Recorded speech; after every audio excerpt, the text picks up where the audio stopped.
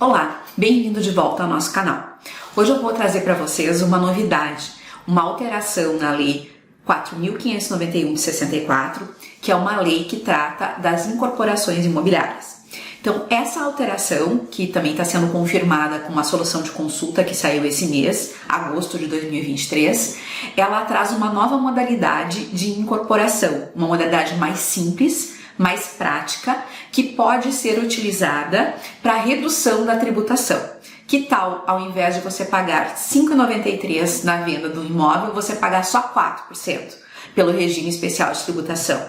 E o que você acha da ideia de construir casas geminadas, construir casas em um terreno, proveniente de um loteamento, e já conseguir vender o imóvel com a casa na planta e obter um financiamento para fazer essa construção?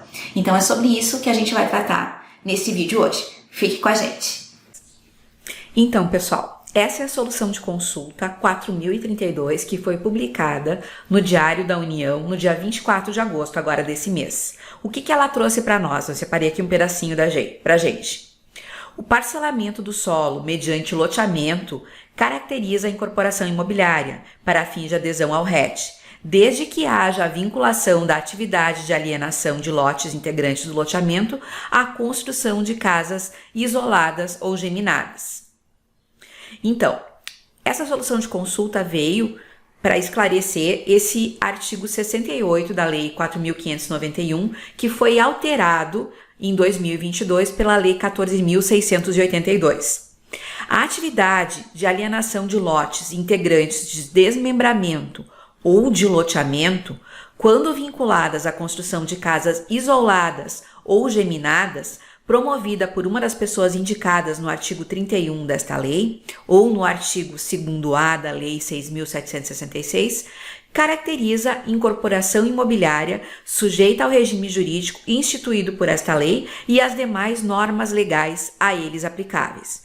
Então, nós vamos conversar sobre esse artigo 68, tá? E eu vou destacar aqui para vocês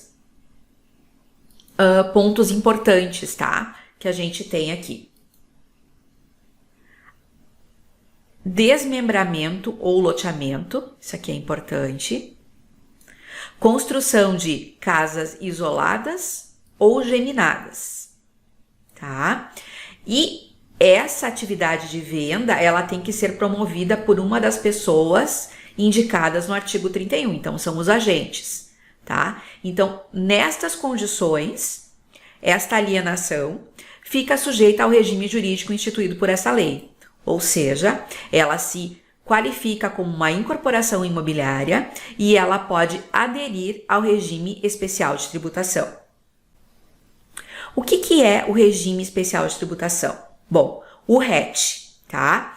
O RET, ele tem uma série de pré-requisitos, não cabe agora aqui nesse vídeo a gente esclarecer isso para vocês.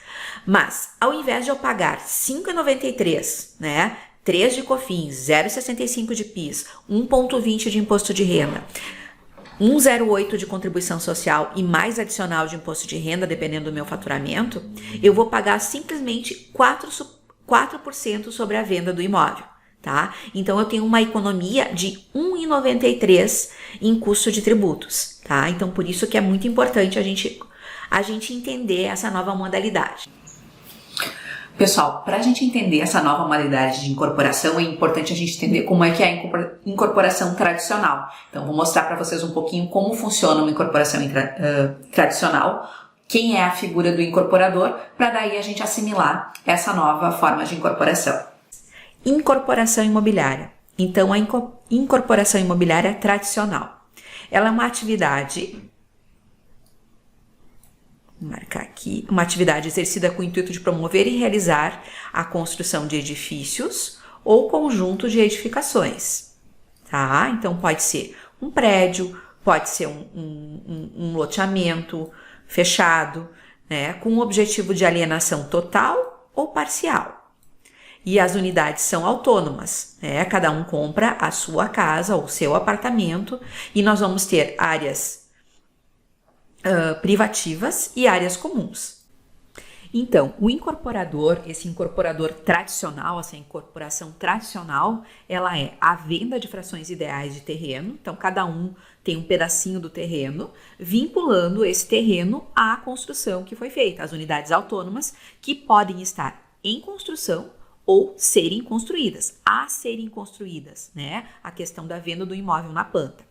E essa incorporação tradicional, ela vai ter um regime de condomínio. Vão ter que ser feitas regras, definidas regras com relação às áreas de uso comum, com relação a todo o funcionamento desse condomínio, e elas devem ser arquivadas junto no registro de imóveis com um memorial de incorporação, tá? Então essa é uma incorporação tradicional. E a gente também pode dizer que a incorporação imobiliária, ela é como a venda de um sonho, né? Porque o incorporador, ele pode vender o imóvel na planta, sem ter começado a construir ainda. Basta ele ter feito já os procedimentos de averbação da incorporação no registro imobiliário. Então, também é conhecido que a incorporação imobiliária vem de um sonho, né? Uma coisa que ainda não se concretizou, que é um imóvel na planta.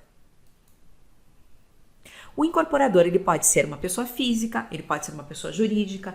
Quando pessoa física, quando ele vai fazer a incorporação, ele se assemelha à pessoa jurídica, então também tem que tomar cuidado com relação a isso.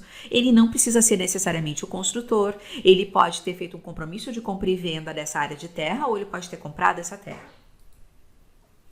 Ele também não precisa ser o proprietário da área de terra ou ter feito um contrato de compra e venda dessa terra. Ele pode ser simplesmente um incorporador que ele faz o empreendimento acontecer, né? Vai ter uma outra empresa que vai ser a proprietária do imóvel, e ele vai ser aquele que vai tocar, que vai contratar um consultor, que vai tocar o negócio e fazer o negócio acontecer. Então, a aceitar as propostas e efetivação das transações, vai coordenar e levar a termo a incorporação, responsabilizando-se pela entrega das obras construídas. A responsabilidade vai ser do incorporador.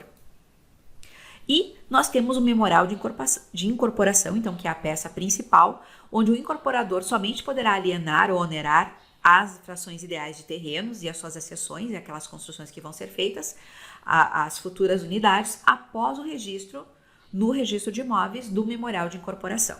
Bom, então isso aqui que a gente falou é uma incorporação tradicional.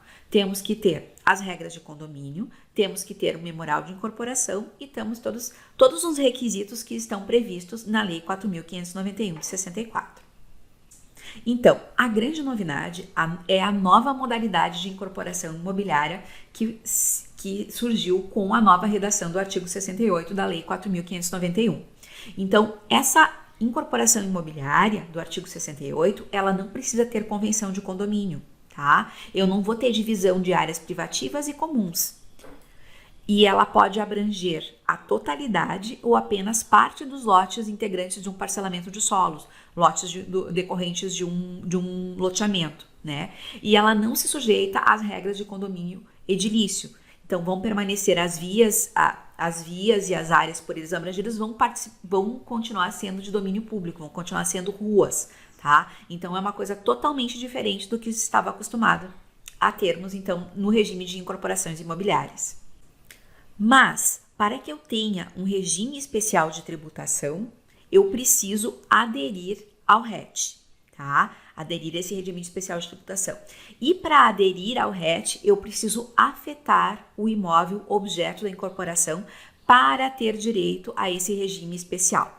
Então, o que é a afetação? O que é um patrimônio de afetação? Os terrenos e as acessões, objeto da incorporação, eles são apartados do restante do patrimônio do incorporador. Então, eu vou fazer um patrimônio de afetação em determinado loteamento lá, algum daqueles imóveis eu vou fazer, então, essa incorporação. Então, eu vou separar toda essa operação decorrente dessa construção, desse empreendimento, do meu outro patrimônio. Ele fica com uma contabilidade separada, ele vai ter conta corrente separada. Então, não pode ter uma comunicação do patrimônio de afetação com os demais bens e direitos e obrigações do incorporador. O patrimônio de afetação vai responder pelas dívidas e obrigações vinculadas a essa incorporação. Os recursos financeiros arrecadados por esse empreendimento serão utilizados para o pagamento ou reembolso das despesas inerentes a esse empreendimento. Não pode misturar o dinheiro, né? Então, o dinheiro recebido para essa incorporação com patrimônio afetado fica só nesse empreendimento, nessa contabilidade. Não pode misturar com a contabilidade da empresa.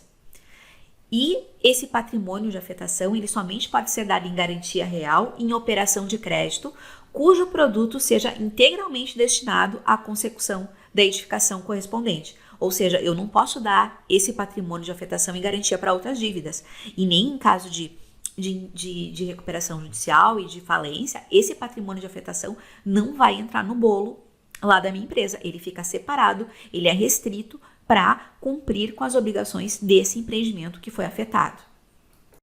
Sabe aqueles exemplos clássicos que a gente tem para guardar, para memorizar alguma coisa? Quando eu falo de patrimônio de afetação, eu me lembro muito daquela construtora Encol. Vocês lembram? Que os edifícios desabaram, que as pessoas ficaram, a empresa faliu, as empresas haviam comprado na planta os imóveis e não sabiam o que ia acontecer. Agora em 2023 eu vi esse processo de falência anda rolando. Então, o patrimônio de afetação, ele protege todas aquelas pessoas que vão comprar um imóvel, né? Então, é muito seguro, se você vai comprar um imóvel na planta, um imóvel que está sendo construído, que exista um patrimônio de afetação.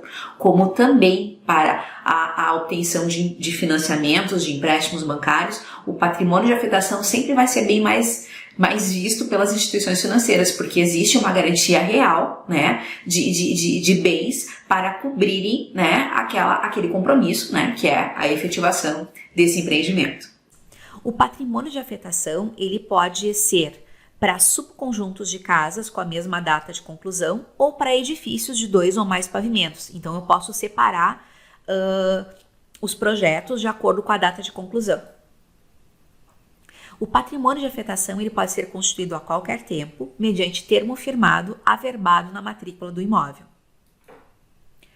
O patrimônio, como eu falei, ele vai ter que ter uma conta bancária específica, vai ter que ter uma contabilidade separada da contabilidade e ele vai ter uma comissão de representantes em que a incorporadora vai ter que prestar contas de tudo o que está acontecendo, apresentando balancete trimestral, tem todo um controle, então tem todo um regramento específico desse patrimônio de afetação.